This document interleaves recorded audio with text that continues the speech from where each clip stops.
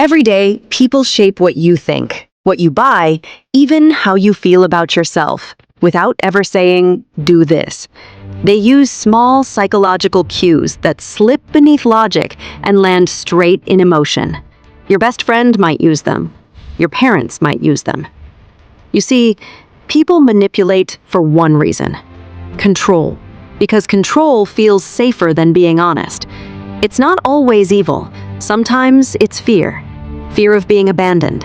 Fear of losing power. Fear of being exposed.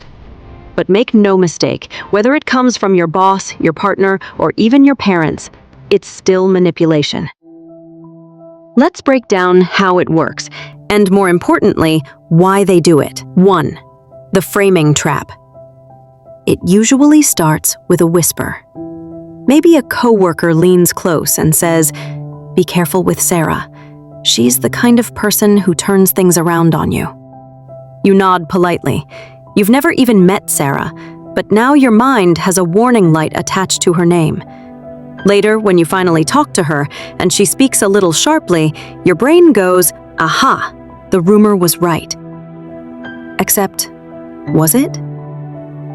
That's framing, when someone shapes your reality before you ever experience it yourself. It's not an outright lie, it's perception control. They plant an idea so your mind starts searching for evidence to confirm it. Now here's the psychology behind it. Humans hate uncertainty. When we don't know who to trust, our brain grabs onto the first piece of information that feels safe. That's called the primacy effect. Manipulators know this. That's why they rush to frame the story first. And why do they do it? Because deep down, they're afraid of being misunderstood or exposed. By giving you their version first, they protect their image and make you see everyone else through their fear. Framers don't want truth. They want to control what you believe truth looks like. The next time someone tells you who to watch out for, pause and think, why do they need me to see that person this way? Often, it's not about protection, it's about power. 2. The social proof illusion. Everybody's doing it. One of the oldest tricks in human psychology is this: make someone believe everyone else already agrees and they'll follow quietly. It doesn't matter if it's true or not. Once people feel outnumbered, they lose confidence. It's called the social proof illusion, and it's one of the most common manipulation tools used today. Think about it. A friend tells you, "We all think you're overreacting." A parent sighs and says, "All your siblings were grateful, why are you different?" An influencer goes online and says, "Everyone's using this product. If you're not, you're behind." Suddenly, you start shrinking inside. You begin to wonder if maybe you are the odd one. That's how this tactic works, not through logic, but through pressure. It quietly convinces you that being different means being wrong. In the world of social media, this tactic is everywhere. You see influencers posing with the same skincare brand, the same lifestyle, the same filters, and the message beneath the image is simple: join the crowd or get left behind. They use likes, comments, and fake testimonials as psychological bait. The mind reads it as validation. If so many people love this, it must be real. But often, it isn't. It's marketing dressed as popularity. The reason people do this is simple. Rejection terrifies them. If they can convince you to agree with them, they never have to feel wrong or alone. It's a fear-driven form of control. Because when you stand your ground, they have to face the uncomfortable truth that their opinion might not be universal. And that's something insecure minds can't handle. Psychologically, it works because of something ancient called conformity bias, the survival instinct that says, stay with the group or risk being cast out. Back in tribal times, being alone meant danger. So even now, centuries later, your brain still whispers, don't stand out. Manipulators, whether friends or family, use that old fear against you. 3. The silent treatment. Punishment disguised as peace.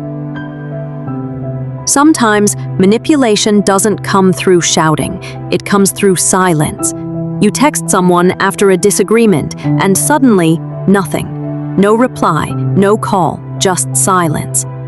At first, you think they just need time, but slowly that silence begins to eat at you. You start replaying every word you said, wondering what you did wrong. You start apologizing even when you didn't cause the problem.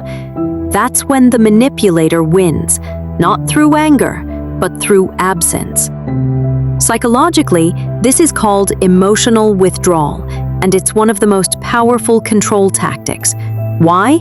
Because silence creates anxiety, and anxiety makes you chase the person who's ignoring you.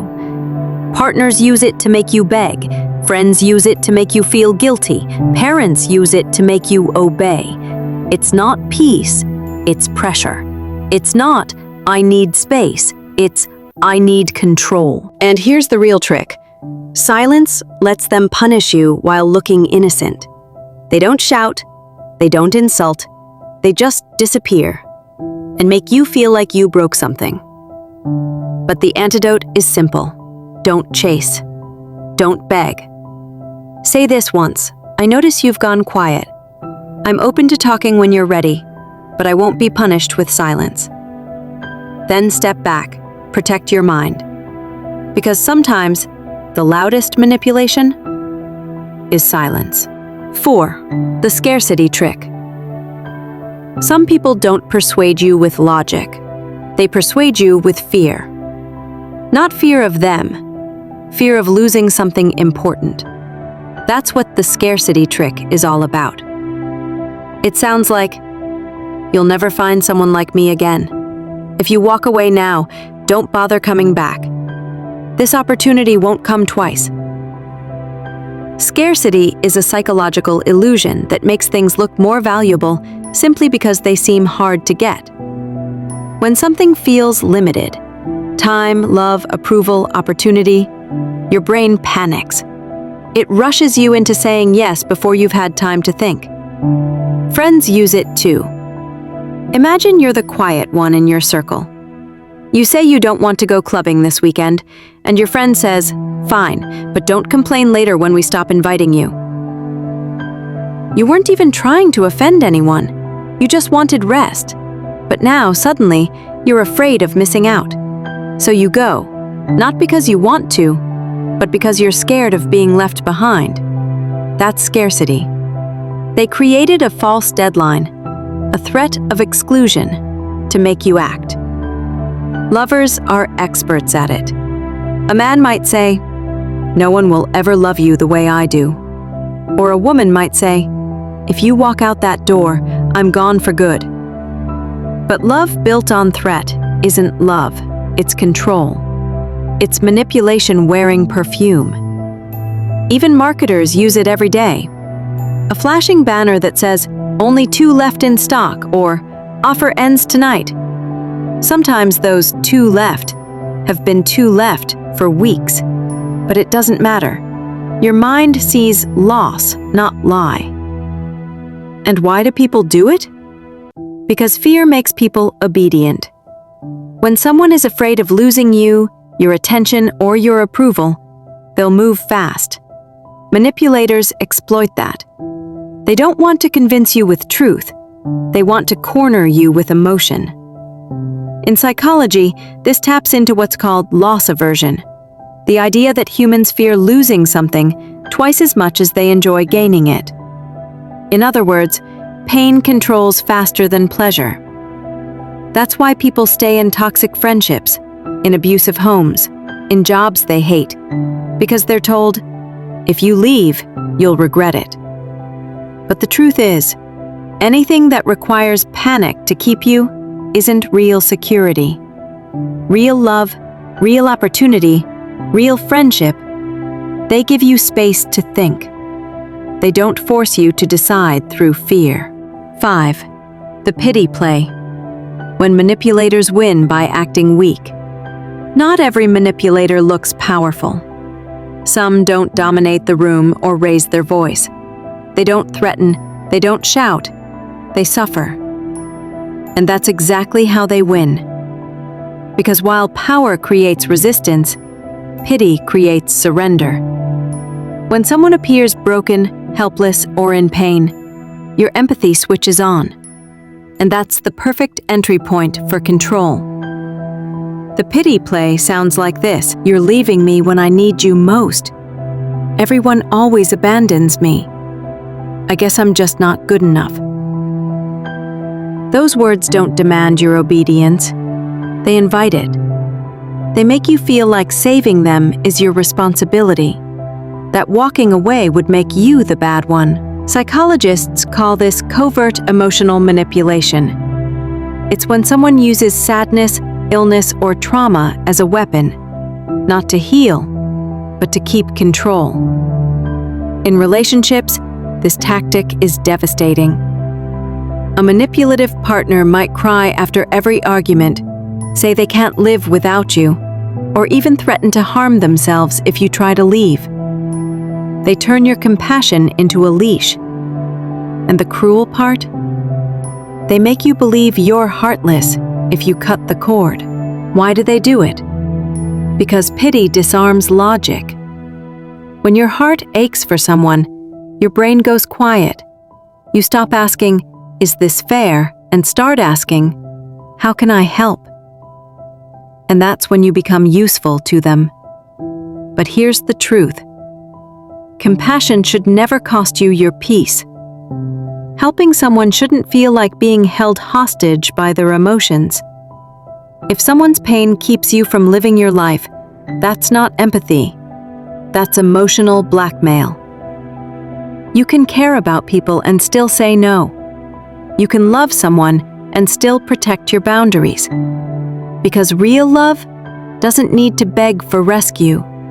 It creates space for healing, not guilt. So next time someone's tears start flowing right after you call them out, pause. Look beyond the sadness. Ask yourself, are they really hurting? Or are they trying to make me responsible for their hurt? Because sometimes the most dangerous manipulator in your life isn't the one who shouts. It's the one who cries just loud enough to silence you. 6. Projection, when they accuse you of their own behavior. You've probably met someone like this before, someone who cheats, lies, or hides things, but somehow you're always the one getting blamed. They accuse you of being unfaithful, of lying, of acting suspicious, when deep down, you know they're the ones doing it. That's called projection, a powerful psychological defense mechanism that turns guilt into a weapon. See, when people can't face their own wrongs, their mind finds a shortcut. It throws the blame onto you. It's not logic, it's survival, because if they can make you look guilty, they don't have to feel guilty. Let's make it real.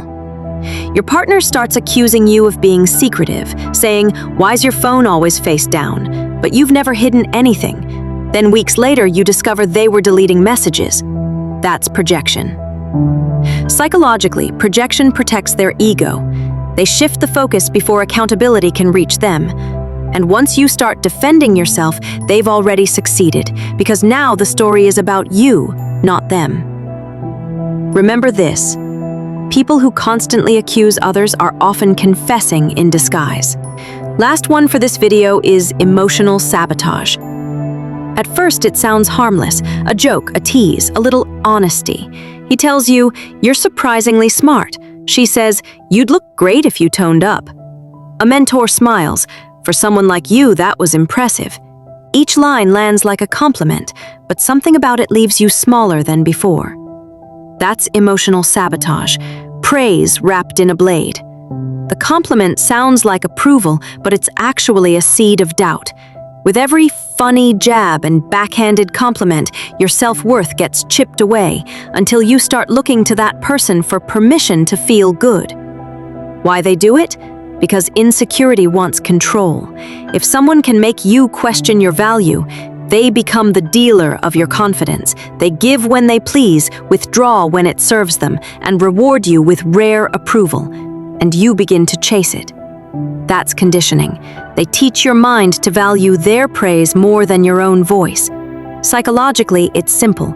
Combine reward and insult, and the brain will run for the reward while trying to fix the pain. It's intermittent reinforcement disguised as flattery. You crave their approval and fix the flaw they pointed out to get it, and every helpful comment becomes another leash. You'll see it everywhere. In dating, "You're pretty," for someone who likes that style. In friendships, "I didn't expect you to handle that so well." At work, "Not bad for your experience level," and even from family who call concern tough love. The voice changes, but the effect is the same. You start doubting yourself in small, corrosive ways.